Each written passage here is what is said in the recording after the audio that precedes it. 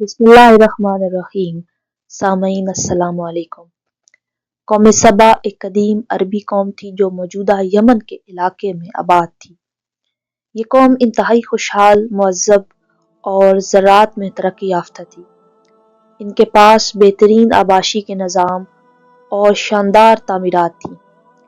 इनकी बस्ती के दरमियान एक अजीम शान बंदे मार्ग जो पानी ज़ख़ीरा करने के लिए बनाया गया था। अल्लाह ताला ने इन्हें बेशुमार नेमतों से नवाजा, लेकिन जब इन्होंने नाशुक्री, सरकशी और गुनाहों की राह इख्तियार की तो अल्लाह का अजाब इन पर नाजिल हुआ। इनकी तबाही की सबसे बड़ी वजह इनकी नाफरमानी और तकब्बुर था। ये कौम मौजूदा यमन के इलाके में आबाद थी, जहाँ आज भी बंदे मार्ग के कुछ आसार मौजूद हैं। ये कौम सबा के नाम से मशहूर थी और इनका निज़ाम हुकूमत बादशाहत पर मबनी था। इनके बादशाहों में बल्कीस, जो हज़रत सुलेमान अलैहिस्सलाम के दौर की मलका थी, उसका जिक्र भी मिलता है। ये कौम ज़राअत और तिजारत में तरक्की याफ्ता थी। इनके खेत सरसब्ज शादाब थे और उन्होंने एक निहायत मुअस्सर आबाशी का निज़ाम कायम किया था, जिसकी बदौलत उनकी ज़मीन हर वक्त ज़रख़ेज़ रहती थी। उन्होंने सद मार्ब नामी एक अजीम शान बंद तामीर किया था, जो उस दौर की बेहतरीन इंजीनियरिंग का शाहकार था। इस बंद ने उनकी ज़राअत को बेपनाह फ़ायदा पहुँचाया और यमन को खुशहाल बना दिया। अल्लाह ताला ने कौम सबा को बेशुमार नेमतें अता की। उनके पास हर तरह के फल और सब्जियां थीं।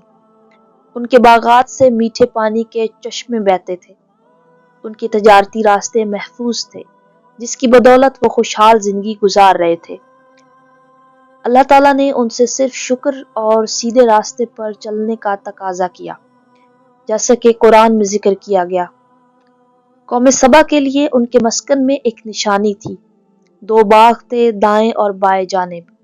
उनसे कहा गया, अपने रब का दिया हुआ रिस्क खाओ और उसका शुक्र अदा करो।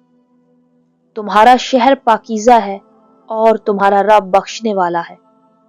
लेकिन कौम सबा ने अल्लाह की नेमतों की नाशुक्री की, गुरूर और तकब्बुर में मुब्तला हो गई और बुराइयों में पड़ गई। जब कौम सबा ने सरकशी और नाफरमानी की इंतहा कर दी तो अल्लाह ताला ने उन पर सख्त अजाब भेजा। सदमाब में एक बड़ा शगाफ पड़ गया और एक खौफनाक सैलाब आया, जिसे सैल अर्म यानी सैलाब अर्म कहा जाता है। इस सैलाब ने उनके शानदार बागात को बर्बाद कर दिया। उनकी ज़मीनें बंजर हो गईं और उनके खूबसूरत खेत वैरान हो गए। अल्लाह ताला ने इस वाक़े को कुरान में यूं बयान किया, फिर हमने उन पर बंद तोड़ देने वाला सैलाब भेज दिया और उनके 2 शानदार बागात को ऐसे बागात में बदल दिया जिसमें कड़वे कसीले फल, झाऊ के दरख्त और कुछ थोड़ी सी बेरियां थी।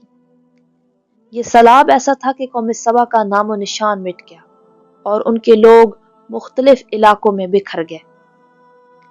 कौम सबा के लोग जब बर्बाद हुए तो वो मुख्तलिफ इलाकों में हिजरत कर गए। कुछ लोग मदीना और मक्का में जा बसे। सामईन, कौम सबा की कहानी हमें सिखाती है कि नेमतों की नाशुक्री और सरकशी का अंजाम हमेशा तबाही होता है।